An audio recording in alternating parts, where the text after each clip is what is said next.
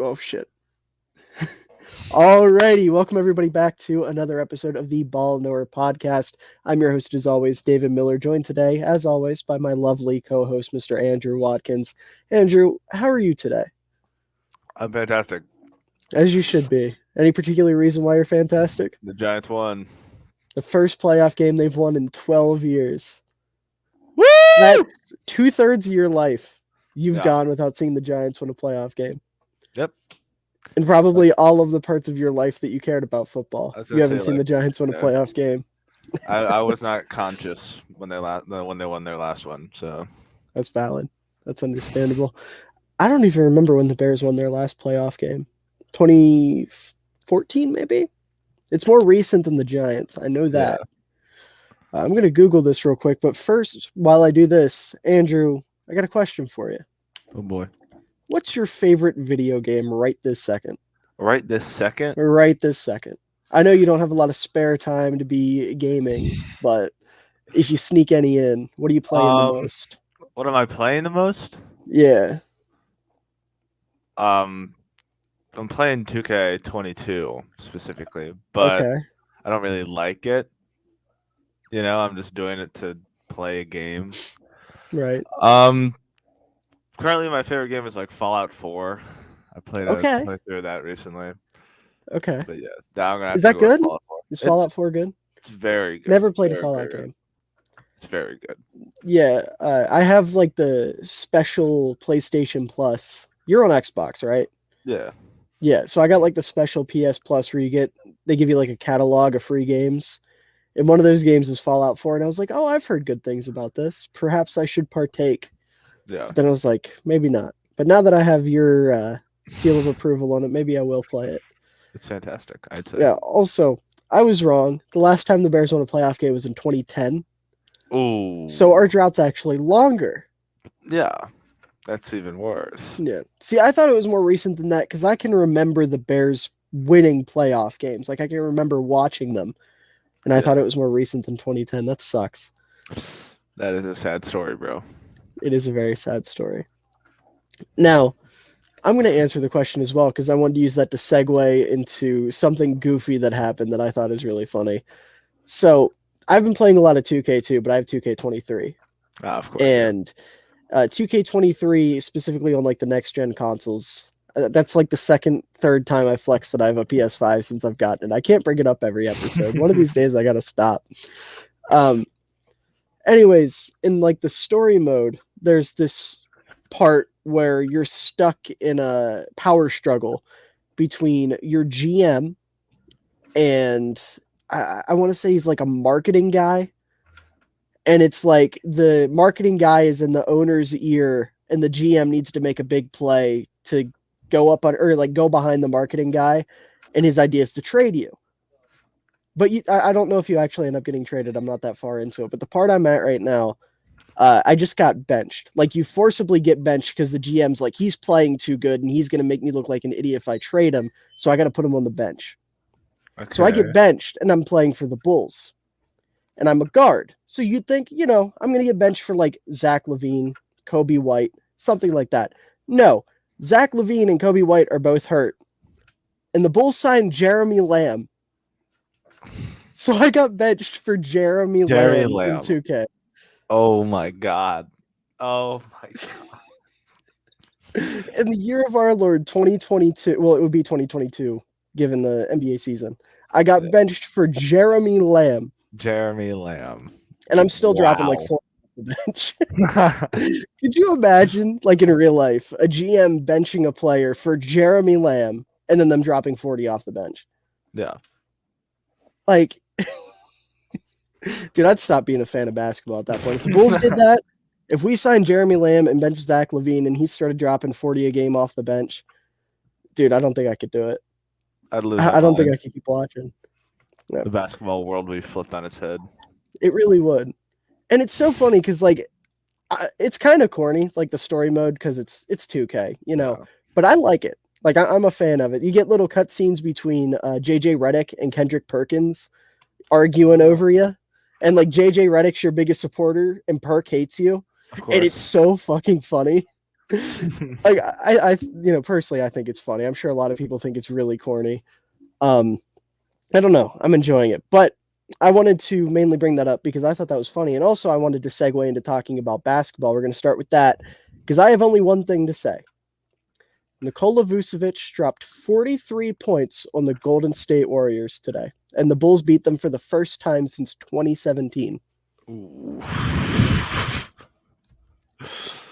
Vooch, Congrats. dropped 43. It was like 43-12 and 4 steals or something stupid. Like Vooch actually had a legacy game today. I obviously wasn't watching. I was watching football. Yeah. But like, good for him, I guess. Still hate him. Hate that, Still man. don't want him on the team. But like, good for him. But now he dropped 43. That opinion is becoming raise more your trade unpopular. value, brother. Go off. Fuck off my team. Yeah, go off, I guess. Get us better draft picks. Get us one step closer to what's his name? Victor Wembanyama. Is that how you say it? Yeah. God, I feel old not knowing how to say the top college prospect's name. I'm also a casual, so I'll chalk it up to being casual, not old, because I'm not old yet. Yeah. I'm only going to be 20 next month. Again, second podcast in a row where I've mentioned that, and both times it sent a shiver down my spine. Yeah, that is weird. I hate it. Have the Celtics done anything? They just keep on winning, man. They just keep on winning. I respect that. That's respect. Yeah, I feel like the NBA doesn't have a lot to talk about unless somebody like goes completely far off because there's so many games. Like with football, there's 16 games, so you can like talk about a team like every week. Right. But with the NBA, there's like 4 games a week, so there really is not much to say unless you're like fully into it, like we aren't. Yeah, like if this was a Bulls podcast, we could sit here and break down the whole game, but we're not going to do that. Yeah, we don't give a shit. Yeah. Most of the viewers we've acquired are football fans. They don't care about dribble ball. Yeah. Although I will say one more thing about basketball. Have you been on TikTok at all recently? Just watching videos? Because I know you're not making them. Hey, I said today when I went out, like I had to go to my family's house, like my grandparents' house for a vacation type of thing for like Christmas. Okay.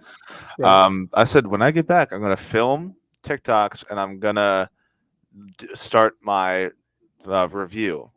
And then we got back too late to do anything. So that's unfortunate. Yeah, because you got class tomorrow, right? Y'all are already back. No, you're not back yet. No, no, it's not for. Oh yeah, tomorrow's Martin Luther King Day, isn't it? Yeah, and then we have a teacher day the next day. But yeah, I'm gonna utilize that. About that. I'm gonna utilize it. Use your time wisely. That's what they tell you in school, right? Yes. I say that like I'm not still in school too. God. Golly. God, I was gonna say something. No, so there's this TikTok series that I keep seeing. It's just this guy stealing tweets, right? And it's if NBA players were Pokemon, how they would evolve. And there was one I saw. I'll have to find it, but it was the first stage, and then they evolve into DeMar DeRozan, and then they evolve into Kobe. And then if they're holding the Jordanite, they mega evolve into Michael Jordan. And I thought that was amazing. Here, my boy Jarrett sent it to me.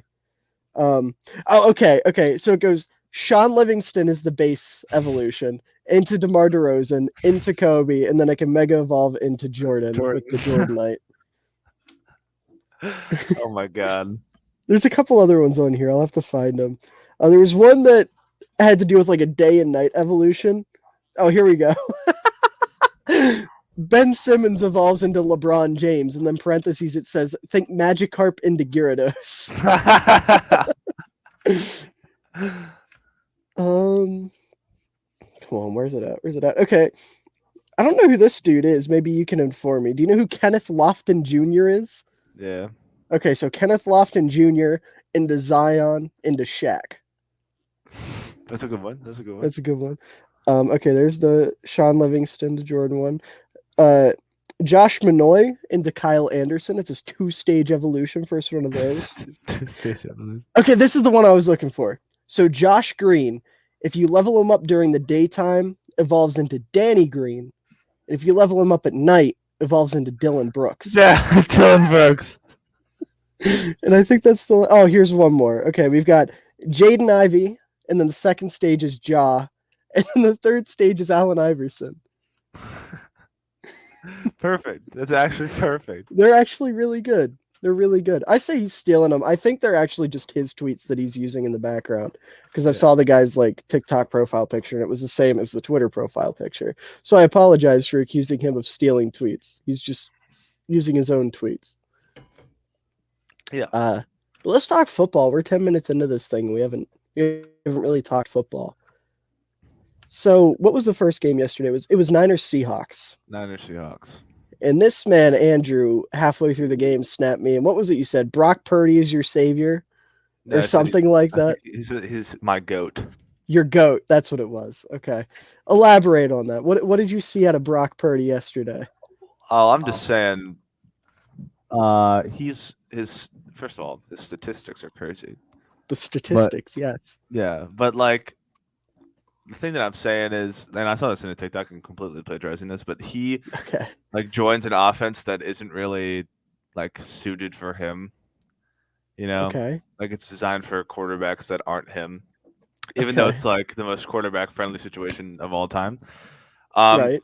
He's really just excelling, and I think it's a very tough decision between. Oh, let me take that back for a second. If they continue their dominance with him at the helm, and they perhaps make it to the Super Bowl or win the Super Bowl, the 49ers have a very tough decision on their hands for their future quarterback. Between him and Lance? Yes. Okay. Respectfully, I disagree. I think Purdy is... Listen, I like Purdy. Purdy's fun. He's a corked up white boy just slinging that thing, okay? I love it. He's fun. He's got a little bit of magic to him. I tweeted out during the game. It was like he might have bad mechanics. He might have bad footwork. He might be a bad quarterback, but God damn it, that kid's got some magic. And it's true. That's what it is. He's got some magic. Purdy is a magical player, and he's definitely able to make plays, but, you know, like you said, he's in the most quarterback-friendly environment possible. He's got Kyle Shanahan taking all the tough decisions out of his hands. He's got Deebo Samuel. He's got Kyle Juszczyk. He's got Brandon Ayuk. He's got Christian McCaffrey. He's got George Kittle. He's got Jawan Jennings, who even bailed him out yesterday. Like, he's got everything and then some. He's got a good offensive line in front of him, the best defense in football on the other side of the ball. All he has to do is not get in his own way. Yeah. And he's doing that. Props to him. You know, at the end of the day, there's a place in football for game managers, and that's what Purdy's doing right now. He is managing the game very well. But Trey Lance can be more than a game manager. Yeah. Trey Lance, I know his start is a little delayed at this point because of injury and not starting last year because he wasn't ready. But I do think he'll be the better quarterback. You know, he's got a better arm. He's got, you know, he can move, like he can get outside of the pocket. He can scramble. I trust his decision-making probably more. Like, I think he's going to be a better quarterback. He needs a little bit more work. He needs a little bit of work, but he's a good mold, right? He's a good starting point to build off of. Whereas Purdy, yeah, you can develop him. You can fix some of those things, but he's going to be capped out. Yeah. Like, at the end of the day, the best Purdy's ever going to be is like Jimmy Garoppolo light. No, that's not fair. He'll be Jimmy Garoppolo that doesn't throw as many interceptions. Yeah. That's what he's going to be maxed out at. And I mean, that's fine. You know, if the Niners didn't have Lance waiting in the wings, I'd be okay with it. If Shanahan can really sit down and work with Purdy and figure things out, I'd be okay with him being their future. Am I lagging? A little bit. Is my voice coming through? Like, can you hear what I'm trying to say? Yes. Okay, that's all I care about. If my face goofs a little bit, we're fine, as long as my words get out. I just don't think he's the long-term answer for them. But, you know, like you said, if he does make a run, maybe the front office will feel differently. Because at the end of the day, that's what they care about. They want to win. And if it ain't broke, you don't fix it. You know? So if they see a quarterback, they have him, they're winning with him, they go to the Super Bowl and win the damn Super Bowl with him, maybe it is a tough choice for them. But based off purely a quarterback talent standpoint, me personally, I think Lance is better, and I think you would be quite goofy to pass up an opportunity to rock with him long term. I think it's like a ceiling versus floor type argument. Yeah, absolutely. Trey's has like a crazy high ceiling, but then like as shown at the beginning of the year, he wasn't really meeting the kind of expectations that he was supposed to be reaching. But yeah, it's the type of thing where you give it another year. Like I think even if Brock would carry them to be a deep playoff run, then it's still a tough decision because of the fact that Trey Lance has so much potential. Yeah, absolutely. I think that's fair.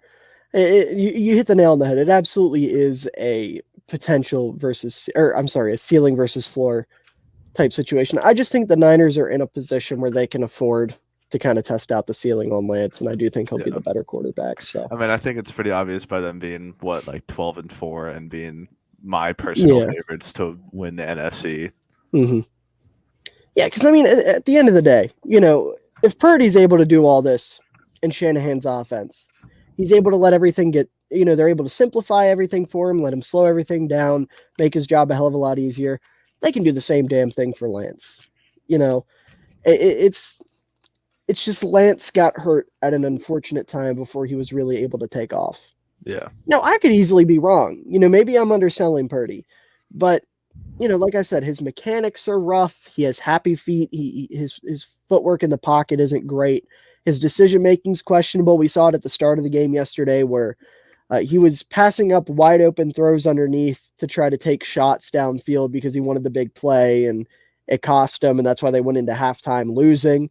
Now, thankfully, he did, fix all that up, and they came out the second half firing, and they were able to pull out the win. But, it'll be an interesting thing to monitor, but I do think Lance is the correct decision. Yeah. Now, is there anything else from this game that stood out to you? Because I don't want to sit here and talk the whole time and be glitchy and laggy and die. I'm not really worth much on the expert analysis part of it. We don't need expert analysis, baby. Just tell us what made you feel good. All I'm saying is the 49ers look pretty unstoppable. Damn straight. They're just too skilled in literally every single position that I think it's going to be tough for any team to beat them, especially the Giants, who they're playing next round. So that's just great. That's just fantastic, isn't it? Oh, yeah. Oh, my. Yeah. That'll be a good game, too. As for me, though, with the Niners specifically, I loved everything I saw, man. I mean, like you said, they were dominant. It didn't look like anybody could stop them once they got rolling in the second half. The defense did their thing. That's what kind of lit the fire under their ass in the second half and got everything moving when Charles Omenihu forced a fumble and Nick Bosa picked it up and they were able to score quickly. The run game was awesome as per usual. That Shanahan's bread and fucking butter is just making the run game look as beautiful as humanly possible. CMC was doing his thing. Juszczyk was blocking everybody. Kittle was doing his thing. Brandon Ayuk was setting some nice blocks on the outside. Debo was running hard. And then everybody was getting open in the passing game, which is another thing, that Brock Purdy was able to take full advantage of, was just how open Shanahan is able to scheme guys. It was just beautiful. It was an absolutely beautiful ball game from the Niners. And then the Seahawks, they were there. Yeah. Played a good first half. But man, once they went down, it was 31-17. When they went down, they just completely fell apart. I don't know if you remember, it was like legal man downfield and then a false start. And next thing you knew, it was like first and 30 or second and 30 or something stupid. And then it fell apart. They let the Niners go down and score again, come back. Geno throws a pick. It was rough for them. I did feel bad for the Seahawks. But hey, they made it there. They made it a hell of a lot further than anybody would have thought they would. Including myself. I had them picked to win 4 games, I think. Somewhere in that ballpark, like a bottom 3 team in the NFC, and they managed to slip into the playoffs. Yeah. And, they've got a bright future. They might have their quarterback on, depending on what they want to do with Geno. Maybe they want to get younger. I would stick with Geno if I was them. Yeah. They've got a lot of nice young pieces. They're going to have a top pick thanks to the Broncos from the Russell Wilson trade. They've got their first round pick that's now going to be in like the teens. So they're in a good spot. It sucks to see them lose here, but they've got a nice future ahead of them. Yeah. So you can't really complain either way. Now, before we get into the next game, I'm going to leave the call. You're going to talk for like 2 minutes about whatever you want. Oh, no. And then I'm going to come back in an attempt to fix my internet. So Oh, best of boy. luck, soldier. Whatever you want. Floor's all yours. Okay. All right, go ahead.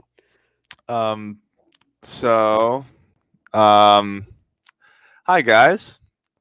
I'm very sorry for my lack of productivity in terms of getting content out. I really have not picked up my side of the bargain on that.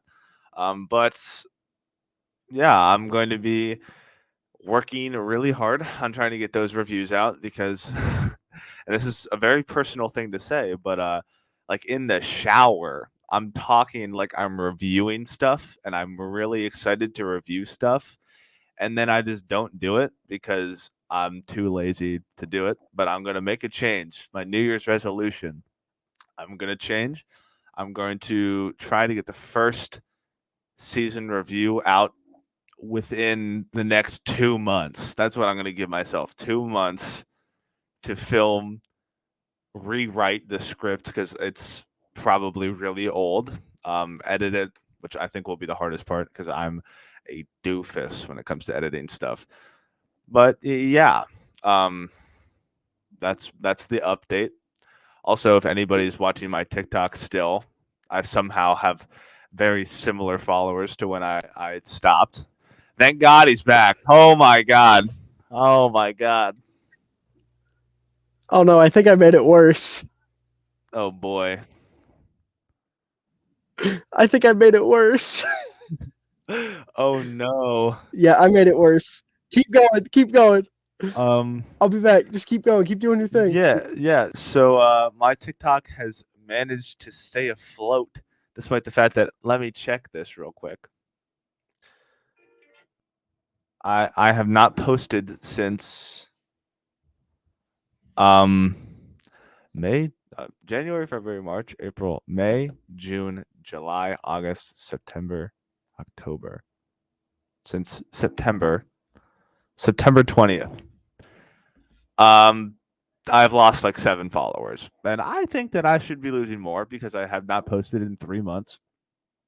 4 months. 4 months. But I'm going to try to make a change on that. The thing is, about half of you probably don't watch that.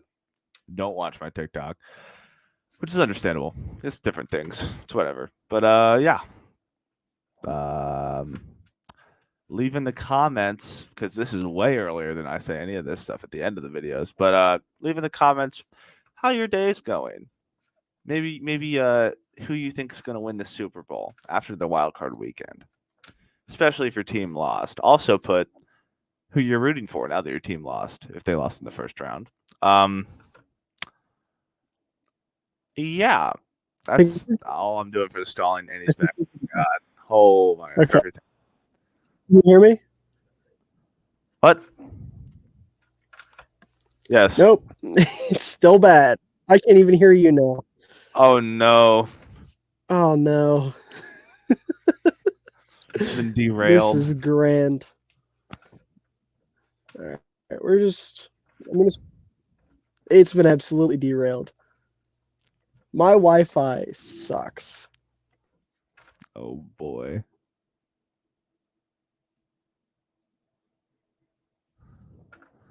Oh no, he's gone. Is he gone or am I gone? You're there. I think I'm gone. Okay. Or am I back? You're back now. Okay. So that was a mistake to try to do. But anyways, we'll move on because my Wi-Fi sucks and there's no way I'm going to fix it. So, Chargers Jaguars. Did you watch that game? Like the first 5 minutes, honestly. You gave up on it that quick? Yes. See, I don't blame you. I was in it, and then they went down 27-0, And I didn't turn it off, but I had it on my laptop, so I was doing other stuff. I was like playing 2K, and I started making a couple TikToks, things like that. And then I look over and it's 20-30, and I'm like, holy shit! Maybe I should pay attention. Maybe I should care. And I finished out the game. Hell of a game. I know a lot of people were upset about some of the calls that went in favor of the Jaguars, but like it went both ways. The Chargers got some calls their way. The Jaguars got some their way. It happens. It's football. Refs suck. The NFL isn't rigged. It isn't scripted. Nobody's shaving points. This isn't the fucking longest yard. It's just referees suck sometimes, and I feel like people need to accept that. But I feel like both teams benefit from this, Like the Jaguars, they get to move on in the playoffs. Nobody thought they'd be here. Nobody. Another team, I had them picked to win 3 games, and now they're moving on to the second round of the playoffs. They won their division last second. And the Chargers, yeah, they lose in the first round, kind of disappointing. But Brandon Staley's going to get fired. And that's the best thing that can happen for y'all. Brandon Staley's not a good head coach. So he's going to get fired, and you can get Sean Payton to come in. And Andrew, I don't know if you know anything about Sean Payton. I know his name. He coached for the Saints with Drew Brees. Yeah, I know that too. Okay. No, but in all seriousness, like he's one of the best offensive minds I've ever seen. And you pair him with Justin Herbert, and suddenly the NFL breaks. And that's what I want. I want him to go to the Chargers so bad because him and Justin Herbert, like I said, would literally break the NFL. You give him the second best quarterback in football to work with, and shit's going to hit the fan for everybody else. It's going to be wonderful. What else is there to say about this game? Like, obviously, major comeback, awesome. Shout out to Trevor Lawrence, who threw 4 interceptions in the first half and then turned it around by throwing, 3 touchdowns in the second half, I think. That was a generational turnaround in the playoffs, way to avoid complete disaster. Still hasn't lost a game on a Saturday since I think it's since he graduated high school, or maybe even dating back to high school. He hasn't lost a game on a Saturday. Yeah. Which is nuts. 6th straight. Good for him. Doug Peterson was in his bag this game. He was a big reason why they won, why they were able to come back and hold on. He's an awesome head coach. I just feel great for both fan bases, man. They're both benefiting from this. They're both getting something that they deserve that's really going to help them out, and I'm happy for them. Yeah. So moving on to the next game, we got the Bills and the Dolphins. And Andrew, did you watch this game? I watched like the first 3 quarters. Okay. And what were your thoughts on those 3 quarters? Well, first of all, first quarter, I was like, Bills are unstoppable. And I was like, wait a minute. Dolphins got that. Dolphins. The Dolphins got that indomitable human spirit because they were coming back on that. Straight. And I was standing there watching this game, and this is when I was with my family, and they were watching it too. And literally everyone would be like, "Oh my God, that's another interception!" Like when the Dolphins were on offense, and then it flipped around. I'm saying Josh Allen was kind of choking this game. Absolutely choking this game. He did. They're lucky, I think, to get away with that win because they almost let it slip out of their hands on a team that they should have been dogging, honestly, because they're missing their starting quarterback. They have a quarterback wearing the number 19 throwing the ball. You got a problem with quarterbacks that wear the number 19, Andrew? What other quarterback has worn the number 19? I don't know. I'm going to look it up. That's why I grabbed my phone. I was going to say. Joe Montana wore 19 when he played for the Chiefs. I was going to say, I think you're going to bring out somebody that's like Joe Montana or like Steve Young from like way I'm almost positive Joe Montana wore 19 on the Chiefs. Johnny Unitas wore 19. One of the best quarterbacks of all time. You got a problem with Johnny Unitas? Yeah. He's from Maryland. Oh, well then. He's from our home state. You got a problem with it? No, I'm good. Yeah, that's what I thought. What about those are all wide receivers. Those are not quarterbacks. Ooh. Yeah, Joe Montana did wear 19. I was right. Bernie Kosar. You got a problem with Bernie Kosar? I've never heard of him before. I'm not. That's okay. He wasn't great. You didn't. I only know about him because I have a little figure of him that was my dad's when he was little. But he wasn't anything great. It's okay. You don't have to know who Bernie Kosar is. Bernie Kosar. But yeah, the only person that choked harder than Josh Allen today was Mike McDaniel, unfortunately. As much as I love him, one of my favorite coaches in the league, he overthought everything today. Oh my God, the Ravens are ahead in this game. What the fuck? Yeah, and like the weirdest score I've ever seen in football. 10-9. Shout out Evan McPherson for missing an extra point. Anyways, Mike McDaniel choked today because he overthought everything. His offense, very, very advanced, a lot of moving parts. And that hurt them a lot today because Tua can run that offense. No problem. He's used to it. He knows what he's doing. He can get that rolling fine. You throw a rookie, or not a rookie, a second-year guy who isn't great, and it's overwhelming. Because when you get up to the line of scrimmage as a quarterback, you want to be able to look at the defense, figure out what's going on, get your pre-snap reads going, and then you snap the ball and go from there. But what would happen is every single time they would break the huddle, there would be like 3 seconds left on the game clock. So you would have to run up to the line of scrimmage and snap the ball right away. And you can't make your reads. You can't do anything like that. And that makes you all discombobulated. You're put back. You're behind. You're going to end up missing your reads. You're going to miss guys. You're going to get a lot of pressure in your face, and it causes a lot of mess. So Mike McDaniel really should have done a better job of preparing Skylar Thompson for this, and also trying to take a little bit of that stress off of him in any way he could. They couldn't run the ball today. They really, I think Jeff Wilson was averaging like 2 yards a carry on 10 carries or something. So it was really, a lot was on Skylar Thompson when it didn't have to be. And that was the big downfall. You can't put all that stress on a young quarterback like that. A young third string quarterback like that who's making his like third career start. You just can't do it. And then on the Buffalo side of things, like you said, Josh Allen was Josh Allen, threw 2 picks, had a strip fumble that went for a touchdown. His inconsistency and his turnovers are starting to worry me. That's why I think Justin Herbert's a better quarterback, because he doesn't have that in him. But he's still great. He's just got a little bit of that Brett Favre gene. Not off the field, Brett Favre. Josh Allen's a good guy. He's a decent human. But on the field, he's got that turnover gene, and it's really starting to hurt him. So when they go up against a team with a real starting quarterback like Kansas City, even Jacksonville, or actually, I guess they'll go up against the winner of this game. Because if the Bengals win, the Bills will play the Bengals. And I think the Bengals will beat the Bills. I don't have any... There's no qualms about that whatsoever. But if the Ravens win, I guess the Bills would play the Jaguars because they'll play the second lowest remaining seed. And I don't know. I think the Jaguars could give them a run for their money if they keep turning the ball over the way they are. It's just, it'll be interesting. The next round in the AFC is going to be very interesting. I'm excited for it. But I don't know. The Ravens winning with Tyler Huntley and moving on would be interesting. Would definitely be interesting. Well, what do they got going on here? We got something happened. Logan Wilson tracked down Tyler Huntley. Okay, good for him. Good for him. I like Logan Wilson. But yeah, that's that game. And then the Vikings and the Giants. You didn't watch this game, you said. I couldn't. I was driving home. You were driving. Yeah.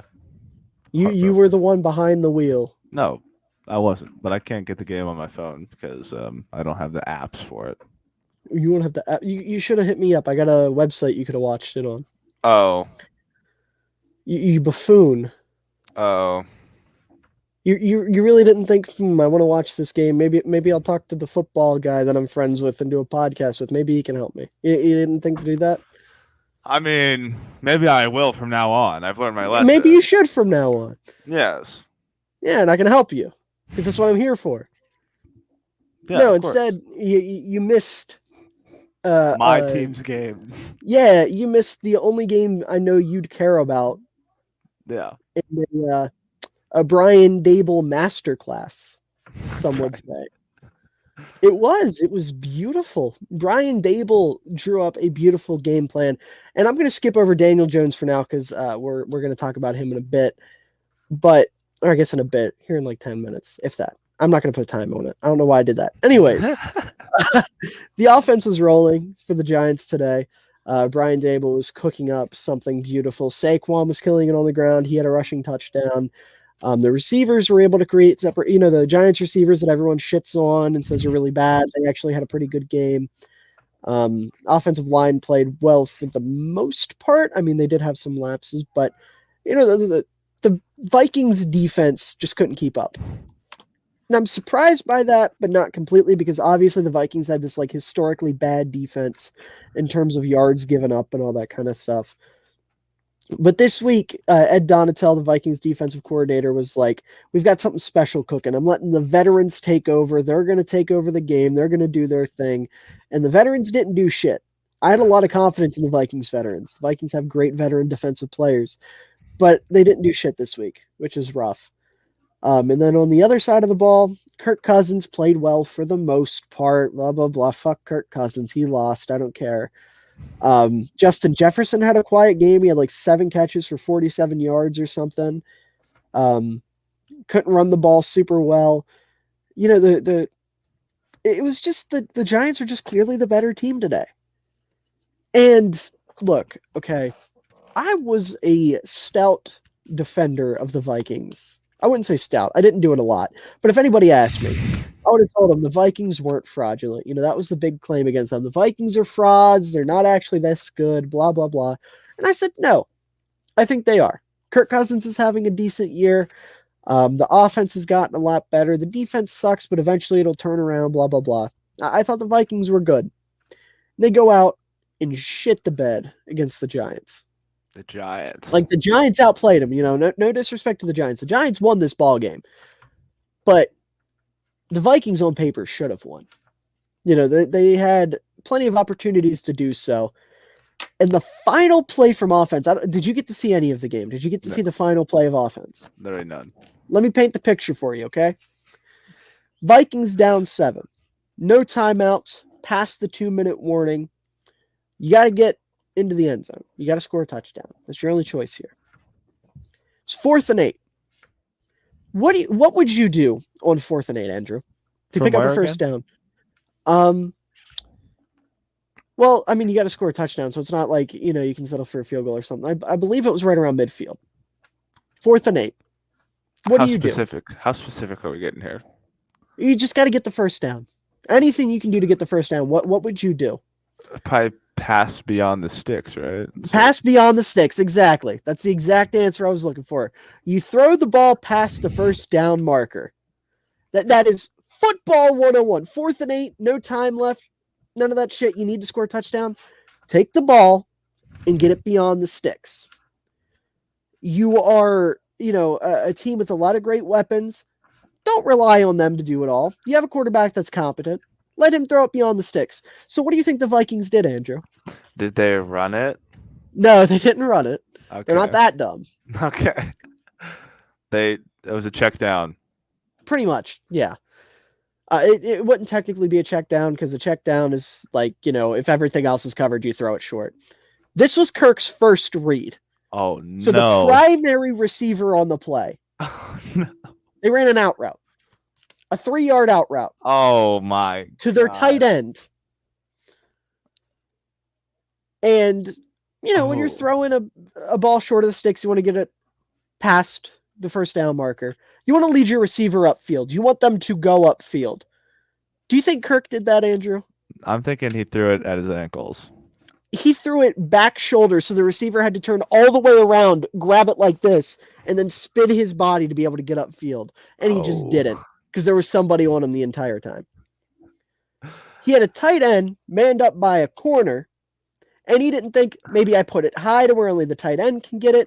Maybe I put it back shoulder. Maybe I put it upfield. Maybe I throw it to literally anybody else. You have receivers open on the other side of the field. Maybe I try that.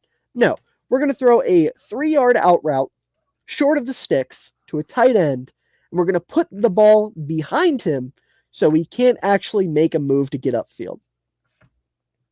Genius. And of course, what do you think happened on that play, Andrew? I'm guessing it didn't work. It was a turnover on downs, and the Giants got the ball back and beat out the clock and won the game. That's Kirk simple. Cousins' idiocy and Kevin O'Connell's play calling is what cost the Vikings a chance to move on. In the most important moment of the game, Kirk Cousins, who I have said for years is the most conservative quarterback in football, instead of doing the most basic shit possible, any other quarterback throws it beyond the sticks, he, in a sense, checks the ball down, and they lose the game. Classic Kirk. Classic Kirk. Precisely. Classic Kirk. The most clutch quarterback in the NFL, mind you. He's got the stats to back that up. But in the clutch, in the biggest game that mattered, when it mattered most, he disappeared. And I love it. I am here for it. I am here for the Kirk Cousins downfall. What a play by Tyler Boyd. He just got lit up by Marcus Peters. Good for him. My stream's probably delayed, so you've probably already seen what's happening on my end. Well, I saw him get up. I didn't see the actual play. Oh, okay. Yeah. We can't really talk about this game since it's ongoing, and I haven't paid full attention to it as much as I would have liked to. But the Giants are moving on, Andrew. The Giants are moving on to the next round of the playoffs. Oh, boy. And because of that, we're going to field some questions. We're going to do a little Q&A once again. We started this last time. I think this is going to be an every week thing. This is fun. So our first question, a repeat question asker. Oh. The Walter White seal. Faithful fan. Faithful fan, for real. I think this man has my Twitter notifications on because he's always the first person to like my tweets. And I see that, and I appreciate you, Walter White seal. I don't know your actual name, nor do I know what you look like, because your profile picture is a Walter White seal. But you're a wonderful person. And his question is, has Daniel Jones earned an extension? Andrew, as a Giants fan, has Daniel Jones earned an extension? As a Giants fan and as a preseason Daniel Jones hater, I say why not? You know, once again, it's like a floor or ceiling thing. Like, you don't extend him and then you settle for whoever else you get, or you get what you know is you're gonna get. You know, I'd rather be more conservative, especially when you're contending, quote unquote, right?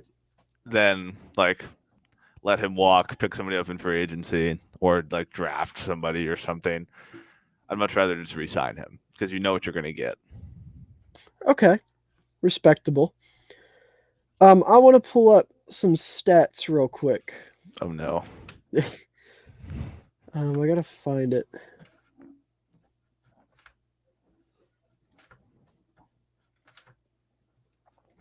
Where is this at? I was just looking at this the other day. This is from Brett Coleman, who's one of my favorite NFL creators. Not too long ago, on January 6th, he tweeted this out. He says, regarding the extend Daniel Jones debate, so the exact debate we're having currently, he's played better this year, but I just want to point out the New York Giants are, and these are stats, okay? 32nd in explosive passes with 30. Okay, I think the Bengals are about to score. Anyways, 32nd in explosive passes with 30.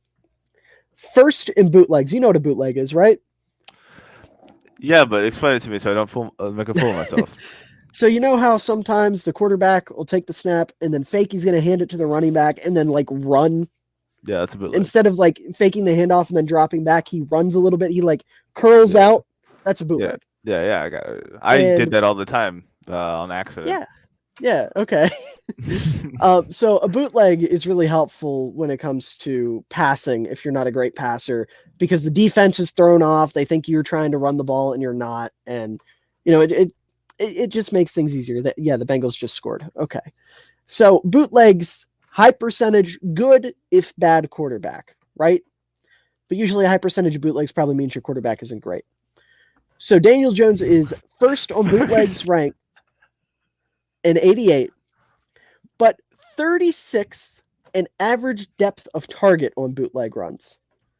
So that means he's rolling out and just throwing it short. He's not hauling off and chucking it deep, anything like that. Very short throws.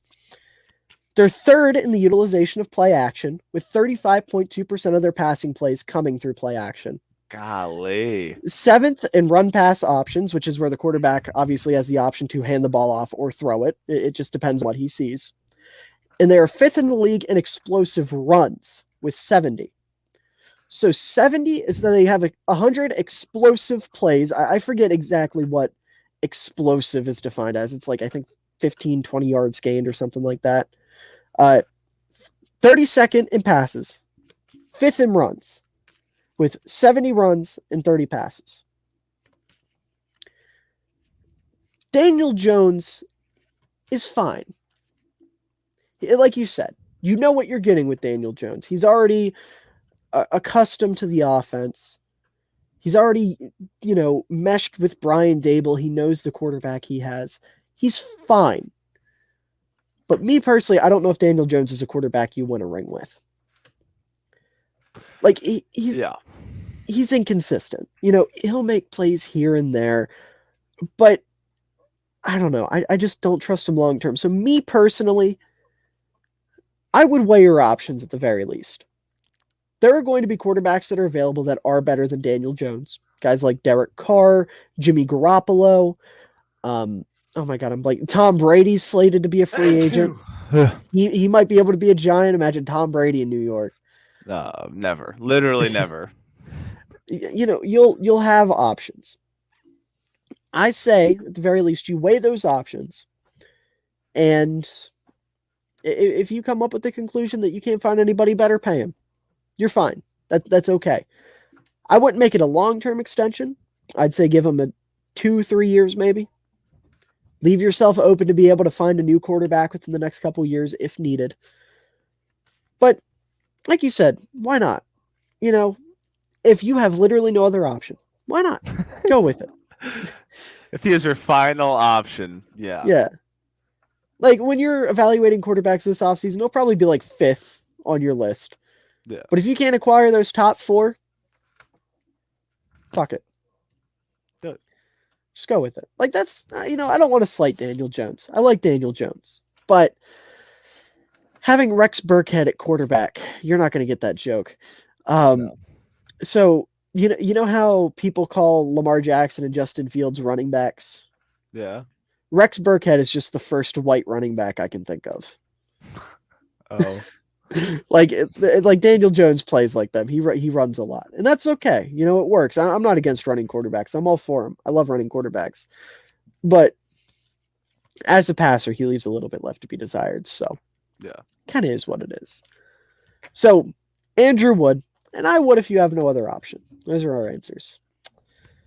All right, next one. We get a question from my buddy Tristan Davis, and he asks, "What would it take for Dallas to win the Super Bowl?" The answer is a miracle. It would take a miracle. Yes.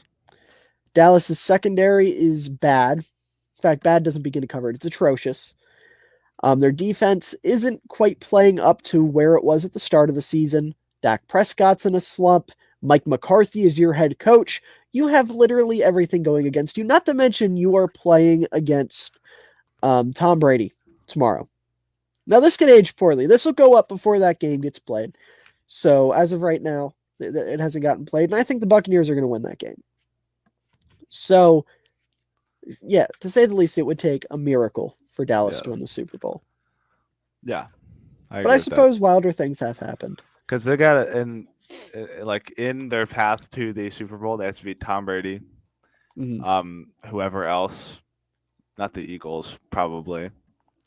That I don't think they'd intersect, but either the Eagles or the Niners. You've had close. I think they've had. And this is my casual coming in. I think they had a close game against the Giants at some point this year. Unless I'm completely capping, and they nuked us. Because I'm not sure off the top of my head either. It was either really close or they nuked us. Either way. 20-28. Oh yeah. And 23-16. So two one-score games. Yeah, 2 close games. 2 one-score games, yeah. Yeah, your quarterback's in a slump, like a crazy, Yeah. terrible, awful slump. He does not look anything like the Dak Prescott that you extended. Yeah. And that's not a slight at Dak. I think Dak will be fine long term. But right now, it's one bad game from him is all it takes to throw you out, and Yeah, very well could happen this week against Tampa. So yeah, we'll see. But my answer firmly stands at a a miracle. miracle. All right. And finally, we've got a three-parter here. Now, one of these questions is pretty much just for me. It's a Bears question. But the other two, I mean, you can chime in if you'd like. I'm not sure. Oh, look at that. The Bengals just went up by 7. Shout out T. Higgins on the 2-point conversion. Sorry, I'm getting easily distracted here. So my boy AJ Mendoza. I believe that's how you say your name. I could be way wrong. And if I'm wrong, please slander the fuck out of me on Twitter. Because I know you will. I know for a fact you will. I just suck at names, I promise. I'm trying to think of a really easy... Chris Olave. I called him Chris Olave for months. Months. I mean, months. And TikToks and everything. Oh no, TikToks. Yeah. I got called... That's how I fixed it, because I called him Chris Olave, and someone was like, actually, it's Olave. I'm just bad at names, okay? I promise. It's not you. I just suck at names. I forget Andrew's name sometimes, for Christ's sake. When I do the intro, I have to remember. Like, wait a minute. What's your name? It says my name on the podcast. It says it right there. There? No. There you go. There you go. I didn't know if it was mirrored or not. It literally says I forget your last name. Oh. Because I want to call you Watty. Yeah. That's your thing everywhere. But I was like, no. It's Watkins. I'm just kidding. I don't forget your name. I'm not that stupid. But I am bad with names. I am genuinely bad with names. Anyways, all that being said, I just wasted a minute talking about that. The first question here. How would you grade Ryan Poles and Matt Eberflus after their first year? Andrew, do you have anything to say here? Do you have a grade for either the Bears head coach or general manager? I mean, they got the first pick, so that's kind of what you wanted. Yeah. You didn't want to lose all those games. But well, we knew we were going to lose them. It's okay. Yeah, you knew you were going to lose them. You didn't really want to, but I mean, they literally met expectations, and now you have the first overall pick. So Dubs. Yeah, dubs. Okay. Me personally, I love Eberflus, first of all. I've complained about it on here before, and I know I've complained about it on TikTok. The last couple years, my biggest complaint with the Bears has been that they lacked energy. They lacked discipline. Big factors in why the Bears were bad. And this year, we became, I think, the third least penalized team in football. We played as an actual they played as an actual cohesive unit. And there was actual discipline and effort. Guys were playing with intensity, hustle. It was a different team. Yeah, it didn't result in a bunch of wins, but they were a different team. And I think Eberflus did wonderful with that. There were multiple points in the season where he had to make adjustments. Specifically the Bears had like their mini bye right before the Patriots game. They made a couple adjustments, came out, and whooped the Patriots. And we played a lot of really good teams close, despite not having a lot of talent. The one-seeded Eagles, we played them down to the wire. So Eberflus, I'm happy with him. I'd give him like a B. Wasn't perfect. I have my complaints, but for the most part, I'm pretty happy with him. And then Ryan Poles, I think, has done wonderful.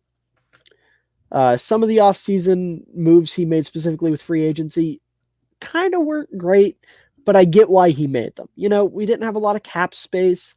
We weren't in a position to go out and sign a bunch of big name free agents. We did actually try to sign one, Larry Ogunjobi, and that not having a good defensive lineman ended up being one of the team's biggest issues. So he made an attempt there, but Ogunjobi wasn't healthy, so he couldn't sign, and we had to settle.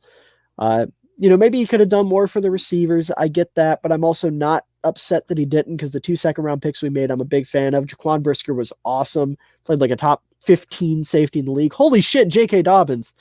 Anyways, Brisker played awesome. Kyler Gordon, he started out weak, but got better. He got better every single week after a certain point. Drafted a guy in the 5th round that looks like a great borderline franchise tackle in Braxton Jones. UDFA Jack Sanborn is awesome. That's a guy that can start for a long time in Chicago.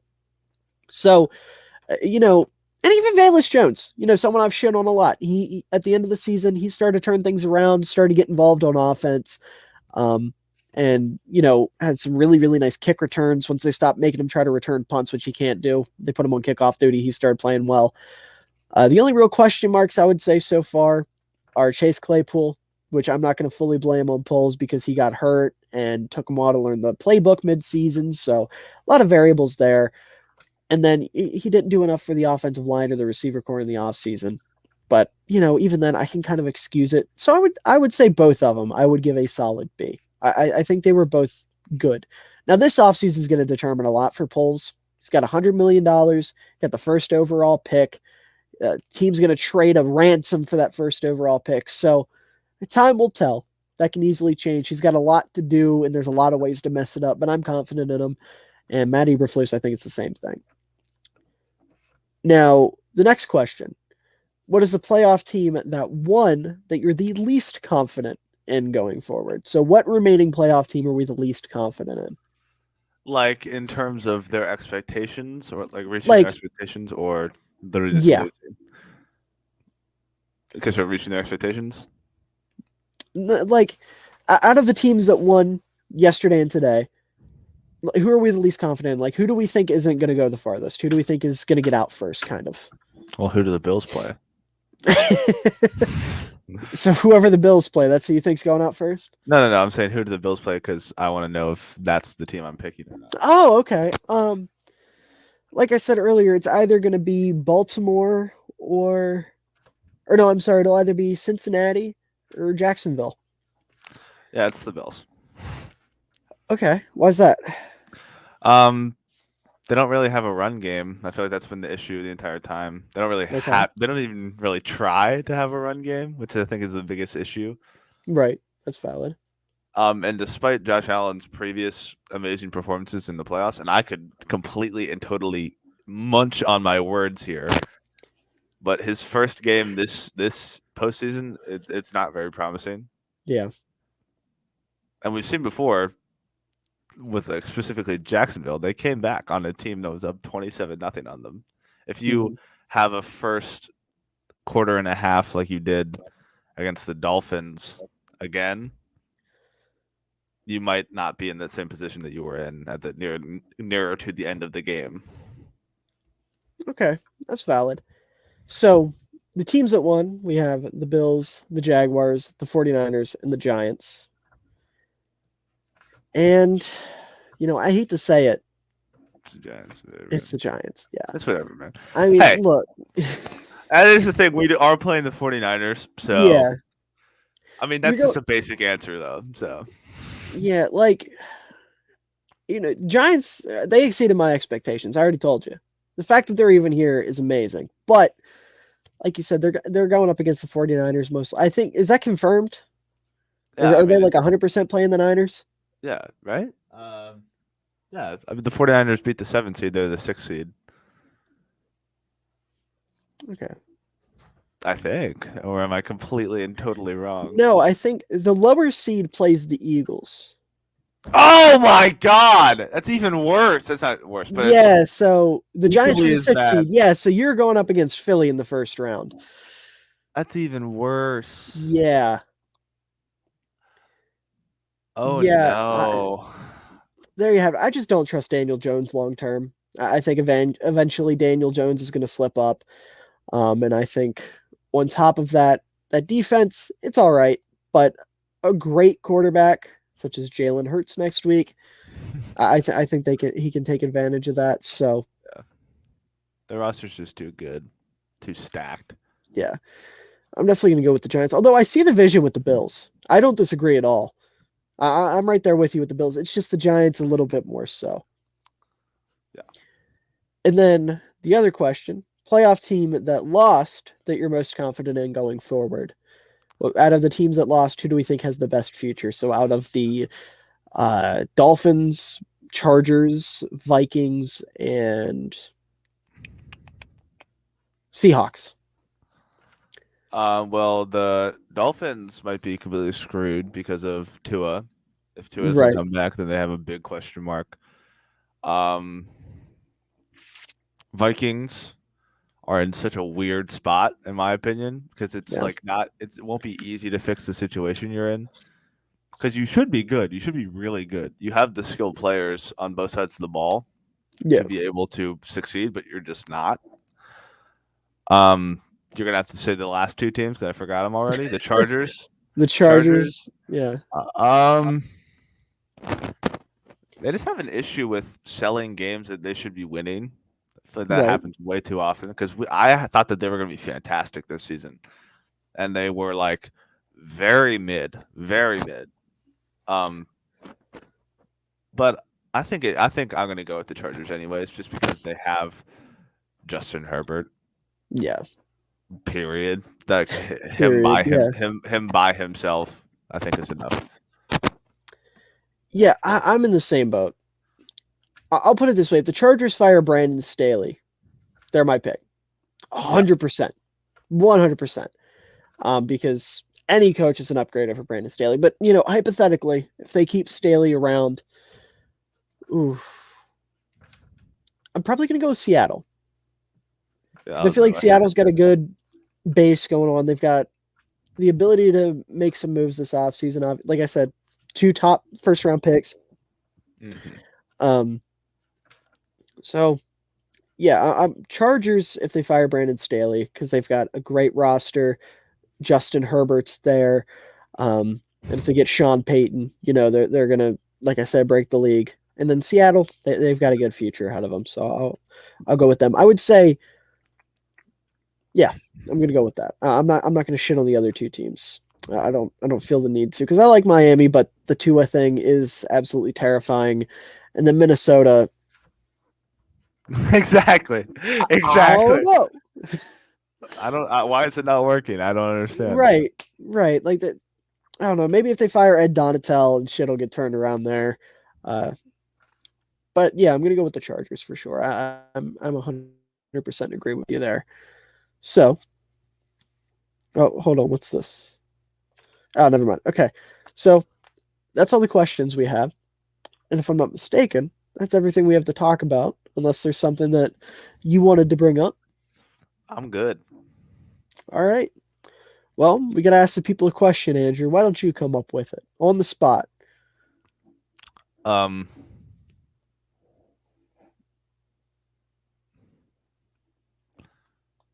Um. who's based off of the wild card games?